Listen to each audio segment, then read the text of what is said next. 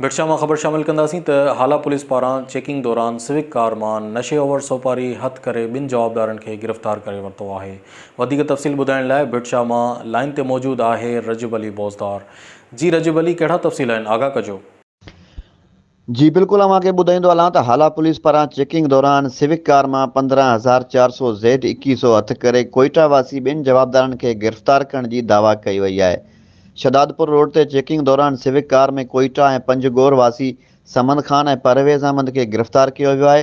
उन हवाले सां SHO हाला करम खान उमरानी दावा कंदे इहो चयो आहे त कार मां 15,400 Z2100 पुड़ियूं हथ करे केस दाख़िल कयो वियो आहे ऐं ASI रबड़िनो जी फ़रियाद ते गुनाह नंबर 40 तहत केस दाख़िल करे जवाबदारनि खे लाकअप कयो वियो आहे।